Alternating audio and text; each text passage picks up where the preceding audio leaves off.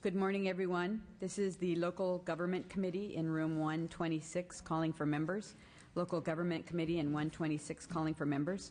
I want to welcome Assemblymember Wes Chesbro, who has been appointed to fill the Democratic vacancy on our committee. So welcome, and we're happy to have you here. Someone who loves local government and 18 years.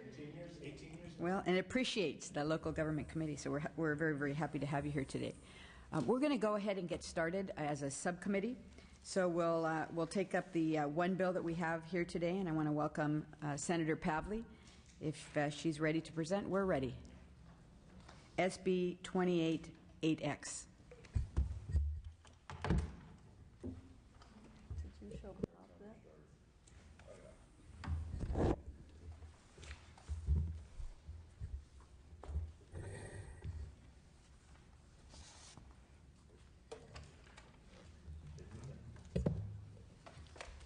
Welcome, and you may proceed. Thank you very much, and good morning to you. And just for the record, I also love local government, and that was my background. Pleasure for me to be here. And this particular bill is part of the Jobs Package Extraordinary Section bills, and I appreciate you hearing this bill here today. It's a bill that will spur the creation of thousands of jobs and reduce for residential homeowners as well as small businesses loans for energy improvements. This could be a benefit for workers, consumers, businesses, and of course the environment.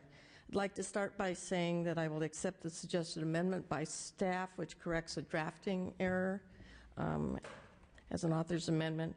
This bill is designed to accelerate the use of one of the most promising new financing mechanisms for property improvement. It's called the PACE program, Property Assessed Clean Energy. You may have heard it.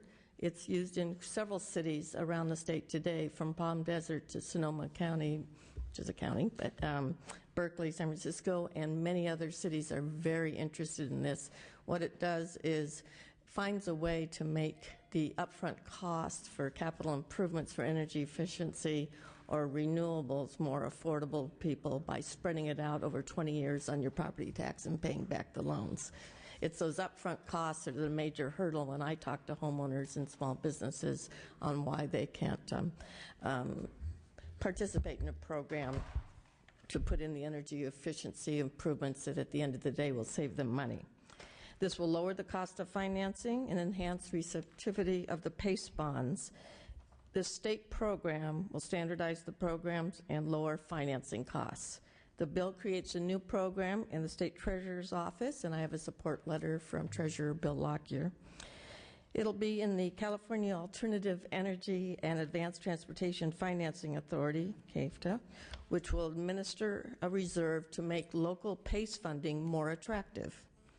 The bill will authorize a $50 million reserve fund that can be used for qualified PACE financing programs as a credit enhancement to further lowering the cost for the borrowers. And I should point out at the beginning, this is a voluntary program. Voluntary for whether the cities want to participate, voluntary if they want to participate in the state program.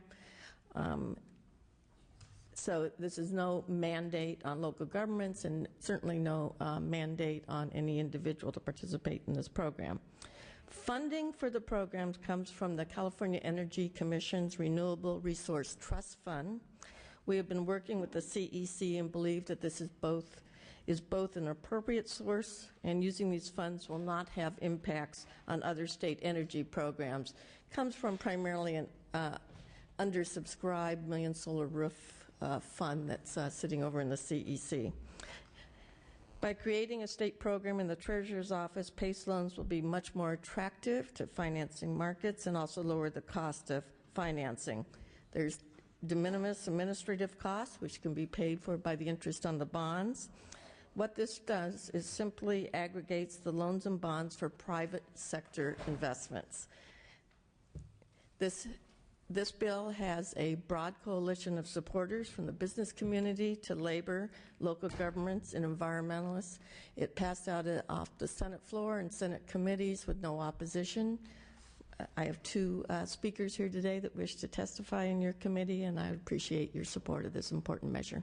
Thank you very much, Senator. I'm going to pass the gavel over to my co-chair. I need to go up to another committee and vote, and so I thank you, and I will be back very quickly. Okay. Now we can establish a quorum, so we'll go ahead and take the roll. Caballero. Here. Caballero here. Knight. Here. Knight here. Arambula. Davis. Logue. Logue here. Skinner. Chesbro. Chesbro here. We do have a quorum. Thank you. Okay, we'll hear from the people in support. Okay. My name is Bob Epstein. My organization is called E2 Environmental Entrepreneurs. It's a group of more than 600 business people from around the state that are interested in the intersection between growing jobs and protecting the environment. We are the sponsor of this bill, SB 26. I've given the clerk a copy of a support letter that we pulled together with other businesses. I'd like to make a couple of comments about the bill. Our main interest in proposing this bill is to create jobs this year in California that also serves the public purpose of improving our energy systems. We see the biggest barrier being the cost of financing, and this bill can have a significant effect on lowering it. Our goal is to create bonds that could be investment grade, AA or AAA rated, and we do that by getting a broader participation of property owners as well as having the reserve fund that the state does. I'd like to make a couple comments first about the reserve fund. It's very well protected. It covers the event of delinquencies during the bond process. Those are protected by the properties themselves. There's a lien that the state holds. So the state is not taking any significant risk in having the money both be returned, the capital as well as the interest behind it. I think it's appropriate because currently in California we have a credit crunch like the rest of the U.S. is having, and this gets the rates down. We hope to be close to 7%, which we think is the magic number to make a lot of this activity happen. Our estimate is that this can scale, this $50 million can scale it up to $1 billion program. At that level, it'll create about 10,500 direct jobs, another 10,000 indirect, and approximately $68 million in revenues from a mixture of income taxes paid by the workers as well as the sales tax on equipment. Cities in your districts are interested in participating as part of the special session. We think this can make a difference by this summer.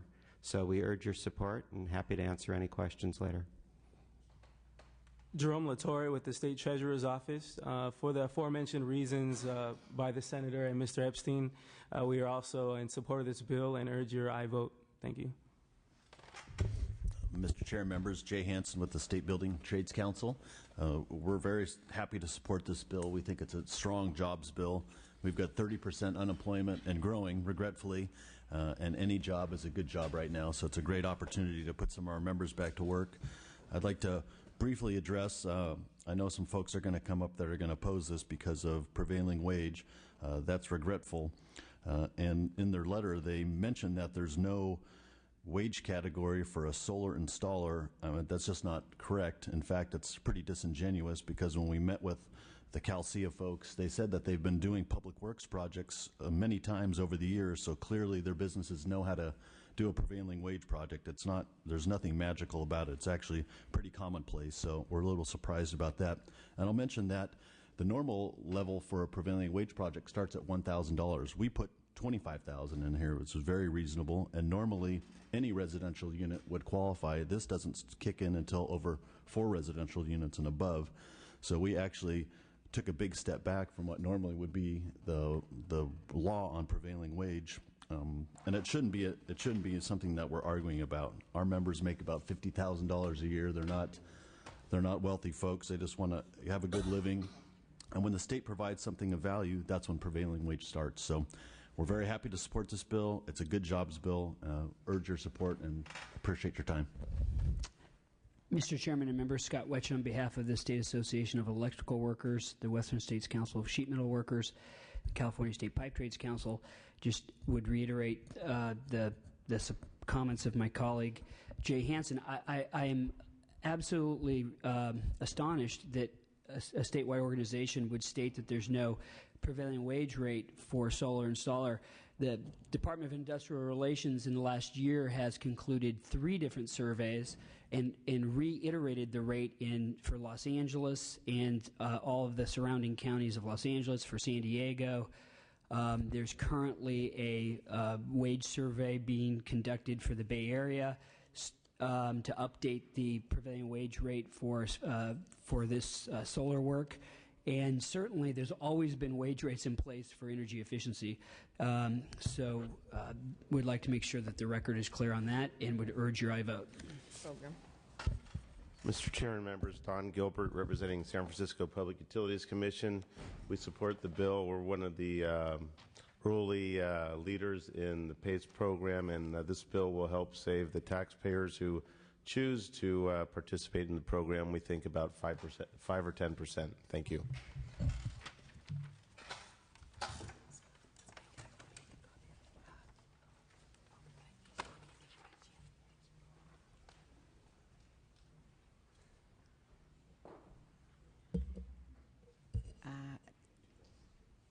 Is that all the testimony and support? There is, and when it's appropriate, Mr. Epstein would like to add additional comments, but we can wait to see if there's any opposition. Okay, let's see if there's any opposition. Is there anyone here in opposition?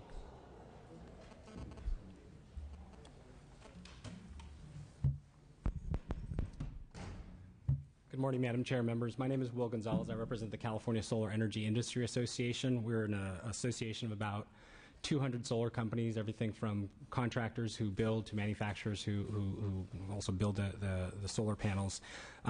This is a good bill. We're reluctantly opposing it because of an amendment that was added in the bill on Friday, and that is the amendment that requires a prevailing wage requirement.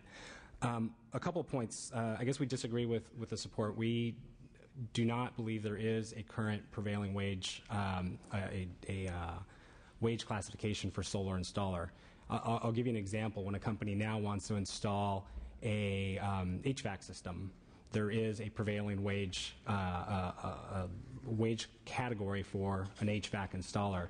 When my members go to install a solar system, about 10% of that work is electrical. The rest of it could be carpentry, building racks. The rest of it can be laborers who actually get the racks on the roof.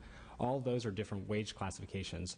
I understand on large jobs when you're building a building, contractors have to keep track of all those different wage rates, and it's a tedious process, but that's the way it works today. On smaller jobs, on solar, you generally don't have that many workers. You don't have that big of a company. You have smaller companies, a smaller number of workers who generally are doing everything from possibly, the carrying the solar panels on top, building the racks. It's a more complicated process to apply prevailing wage to this. So we think, and we've mentioned to the supporters, we would like to work with them and DIR to develop a solar wage classification. When that's in place, a conversation about prevailing wage on a program like this, I think, makes sense, but it's premature. The second point I wanted to make is that this also is a concern to us because of just the precedent it sets. We have a ratepayer funds being used for financing of solar projects that trigger a prevailing wage requirement.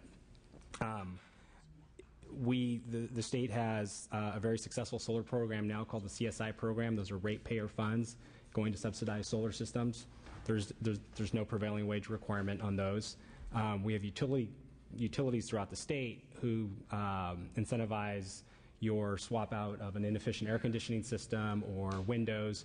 Those are utility dollars, or ratepayer dollars, going to fund these projects.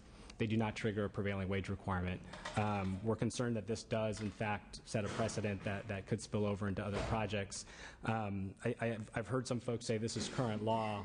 I think this is a very gray area on large projects that are publicly funded. Clearly, those are prevailing wage jobs. Generally, smaller projects have been exempt from prevailing wage. This defines a certain level of work as prevailing wage that we believe hasn't been defined as requiring prevailing wage. So for that reason, we unfortunately oppose the bill. Thank you very much. May I ask the witness a question? Yes, absolutely, Mr. So the willingness of the building trades and the electricians to forego prevailing wage below $25,000, and the 4-unit projects doesn't make any difference, and you're concerned about the prevailing wage? We appreciate the language. Unfortunately, solar's still very expensive, so most systems do get over that $25,000. I think we'd see a significant number of systems, if not the majority of systems, being over that dollar amount. Thank you. Okay. Thank you very much. Appreciate your testimony. Is there anyone else here in opposition? Okay. Senator, we'll let you I answer would like the to issues. allow Mr. Epstein a chance. He wanted to talk specifically on this issue, and then I'll be here to answer any questions you have, and I have some closing comments as well that may clarify these. That would be issues. fine. Okay, I did talk to a number of activities related to PACE and whether this would have any impact, and the general feeling is it would have no impact on the actual costs of things because the wages typically being paid are in this area. Secondly, on solar, you would not finance the rebate. You would get that back. So once you subtract that out, the sense is that most projects are going to be 25,000 or below or less than. So it's really only the large commercial ones where you would expect this to apply that are going to be affected. For example, in Sonoma County, there's 1,100 projects that were completed in the first 9 months at about $20 million capital. So we think it's really focused on the larger commercial areas, and the main concern of the cities and the rest is just making the compliance manageable and the paperwork and things of that sort. And we've talked with the Treasurer's Office about how to go about trying to make compliance easy for people. Madam Chair, may I? Yes. Well, of those 1,100 projects in Sonoma County, can you give us some idea what proportion were under the $25,000? Since the total amount was $20 million, you would have to say the majority of them fell into The that majority were category. the smaller projects that would fit within the in your. That's correct. And again, you don't finance the rebates, right? So once you adjust for that, the projects may be larger, but the portion that was unfinanced may not be the entire amount, which may explain the discrepancy. And Madam Chair, I'm being awfully talkative as a temporary member of the committee, but if you'll bear with me, I also wanted maybe to ask Mr. Wetch to clarify, because we're getting two different versions of reality here in terms of whether or not there's a wage rate for solar installation. Yes, Madam Chair. Scott Wetch on behalf of the State Association of Electrical Workers. Solar panels have been installed on public buildings for decades, and they have been installed under prevailing wage for decades. And that has necessitated that wage rates be set. This is not something new that just came from Mars. We've been doing solar installations for decades. So the wage rate that has been used throughout the state of California since time began it's the electrician wage rate, the journeyman inside wireman wage rate for photovoltaic and solar installations. The process is, if you question if that is still the valid wage rate, if the industry has changed and you believe that that is no longer the prevailing wage, then you petition the state and you request a wage survey, which has happened just in the past year in more than 10 counties in the state of California. And in each and every one of those wage surveys, the Department of Industrialization came back and reestablished the inside wireman electrician rate as the rate for installing a photovoltaic system. I'd be happy to get those wage surveys and the results of those wage surveys to this committee to clarify the record. Thank you. Thank you very much for that information. I think it's very helpful. Are there any other questions of the committee members? Yes. Ms. Skinner. In terms of accessing the state funds towards the different community PACE programs, is that, will it go, will there be like a vendor that is financing for the, regardless of the community, or will each community have to deal with getting a vendor for that bond individually? So this is in terms of actually going out to the market and attracting the bonds and that. We imagine that the larger cities would do it themselves, and smaller cities and counties would either collaborate or use a joint powers authority. So, for example, CDS-CDA currently has the California First program. They have a large number of cities that would want to participate. The Treasurer's Office could also be an aggregator if that was appropriate. So we've left it flexible as long as there's an agency that the Treasurers can verify is going to properly manage the program. And the interface with the state funds would be through the Treasurer's Office. It wouldn't. The Treasurer's Office would validate that it's a valid program, then transfer the reserve fund to be administered by the local authority. Okay. Okay. Other questions of the committee? There's a motion, and there is a second. Senator, you may conclude. Yes, thank you very much for your time. And as you can see, this program has a lot of exciting possibilities in aggregating these financing to make them more affordable to businesses as well as homeowners.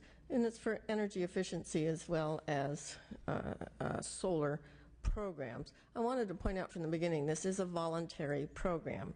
If local governments wanted to go it their own and not participate in the state program, absolutely fine. They don't need to. This is an attractive option they may want to consider, and if not, fine. If they don't like some parts of the bill, they may want to go it alone. So it is voluntary, which is, I think, very important on this.